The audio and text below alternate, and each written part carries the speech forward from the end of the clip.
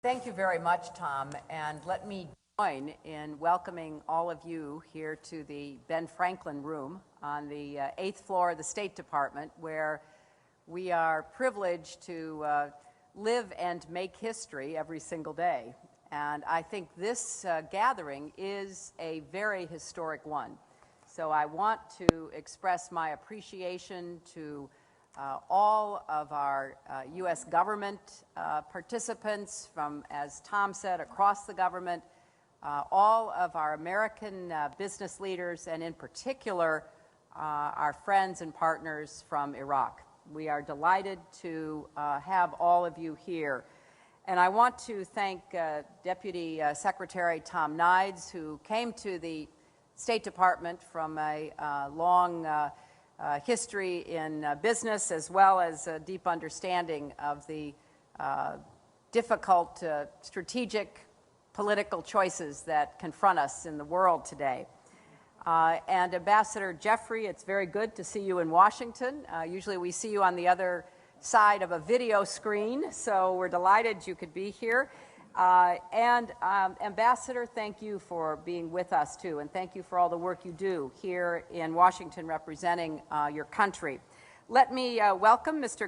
Ghadban from the Prime Minister's Office, Chairman IRAQI of the National Investment Commission, and Mr. Al-Bakir from the Ministry of Industry and Minerals. And we're delighted that all of you could be taking part in this. There's another group that I just want to acknowledge briefly, and that's a group of young people who are here from across the region of the Middle East and North Africa on an exchange program, and are very committed to the political and economic reforms that are taking place across the region.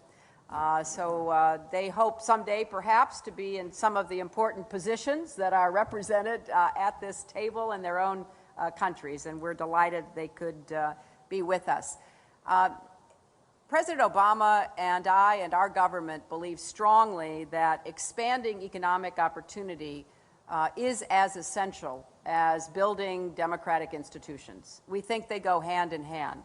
And in particular, it's very important for people going through the changes that are sweeping the region, and that Iraq has in many ways been a leader in demonstrating, to believe and to see that democracy delivers. Is your life better or not? Do your children have a better opportunity or not? And this is clearly not a job for government alone. It is a very important partnership that has to be forged. Businesses like those represented here at this table create jobs, provide livelihoods, increase standards of living, give hope to individuals and their families. And what government should do, whether it's in the United States or in Iraq, is to be a good partner, to help create the conditions for investment and growth that will be broadly spread and create a ladder of economic opportunity for those willing to work hard to acquire the education and skills required in the modern world.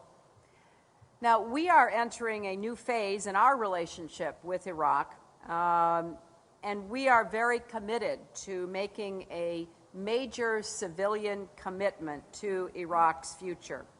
We'll be opening, as you know, and running consulates in Erbil and Basra. We'll have civilian experts available to work with not only Iraqi counterparts, but also Americans, and to support American businesses in the years to come, as we do in our diplomatic, especially our commercial diplomatic work all over the world. And so it's time for the United States to start thinking of Iraq as a business opportunity. And the sacrifice that the Iraqi people have made for your freedom is one that we highly respect. According to the IMF, Iraq is projected to grow faster than China in the next 2 years. But let me repeat that, because when I read it, I said, okay, are you sure? Because we always think of China as being the juggernaut. But no, indeed, Iraq is projected to grow faster than China. Now, nothing is set in stone. The decisions made by the government, made by businesses, could undo that prediction. And so in 5 years, we'd look back and say, well, why didn't it happen? And it didn't happen not because of divine intervention, but because we all didn't do the right things to make it happen. But Iraq has one of the largest customer bases in the entire Arab world. It has one of the world's largest supplies of oil, and it has one of the best educated workforces in the region. Today, Turkish, Chinese, French, Jordanian, Iranian companies are lining up to do business. But very honestly, we see too few American companies alongside our soldiers and our diplomats. Iraqis are looking to rebuild every sector of their economy, not only their oil sector, but agribusiness, transportation, housing, banking, and many others. For example, Citibank is now engaging with Iraqi financial institutions and working with corporations who wish to invest in Iraq. Now, I do not want to sugarcoat the difficulties. I think among friends, we need to have an honest conversation about what is it we all need to do to realize these very positive projections. Now, one reason there are so many opportunities is because Iraq remains a tough environment.